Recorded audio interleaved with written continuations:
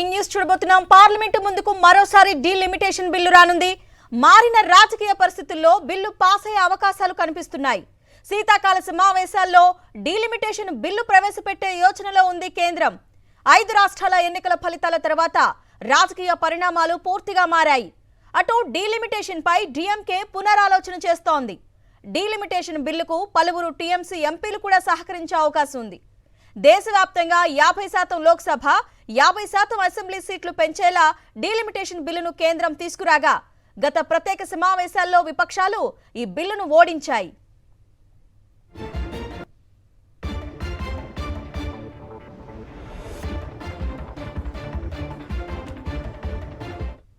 దీనిపై మరింత సమాచారాన్ని మా ప్రతినిధి ఢిల్లీ నుంచి వెంకటేష్ అందిస్తారు. వెంకటేష్, చెప్పండి, డీలిమిటేషన్ బిల్లును కేంద్రం ఎప్పుడు ప్రవేశపెట్టే అవకాశం ఉంది? ఈసారి ఖచ్చితంగా బిల్లు పాస్ అయ్యే అవకాశం ఉందా? కేంద్ర ప్రభుత్వం మరోసారి పార్లమెంట్ ముందుకు డీలిమిటేషన్ బిల్లు తీసుకొచ్చేందుకు ప్రయత్నం చేస్తోంది. దీనికోసం అంతర్గతంగా పెద్ద పార్టీలతో మాట్లాడుతోంది. ప్రధానంగా డిఎంకేను తమ వైపు తిప్పుకోవాలని కేంద్రం పెద్దలు ఆలోచిస్తున్నారు.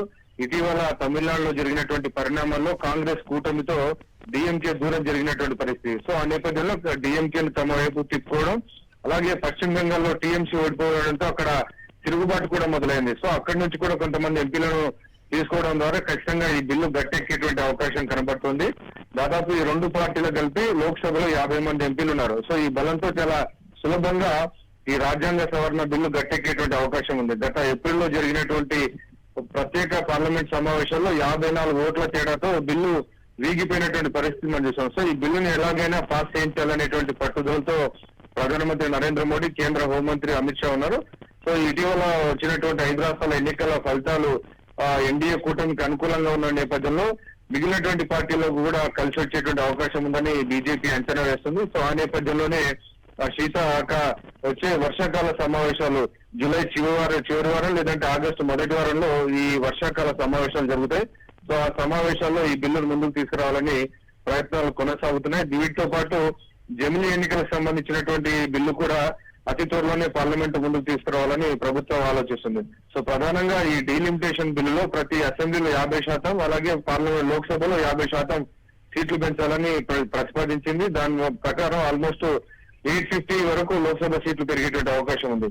అలాగే దక్షిణాది రాష్ట్రాల యొక్క ప్రయోజనాలు ఎక్కడ దెబ్బతినకుండా ప్రతి రాష్ట్రంలో ఖచ్చితంగా 50 సీట్లు పెరిగేలా లిఖిత పూర్వకంగా కూడా ఈ కొత్త బిల్లు ప్రవేశపెట్టేందుకు ప్రభుత్వం హామీ ఇస్తుందని తెలిసింది. సో నిజానికి ఖచ్చితంగా లిఖిత పూర్వకంగా ప్రతి రాష్ట్రంలో 50% లోక్సభ సీట్లు పెంచుతామనేటువంటి హామీ ఇస్తే తమ వ్యతిరేకించడానికి అవసరం కూడా లేదని కూడా డిఎంకే ఎంపీలు చెప్తున్నారు. కాబట్టి దక్షిణాది రాష్ట్రాల ప్రాతినిధ్యం తగ్గకుండా ఉంటే ఖచ్చితంగా మద్దతు ఇచ్చే దిశగా కూడా డిఎంకే ఆలోచిస్తుంది. కాబట్టి డెఫినెట్ గా వర్షాకాల సమావేశాల్లో ఈ బిల్లును ముందుకు వచ్చేటువంటి అవకాశాలు ప్రధానంగా కనబడుతున్నాయి.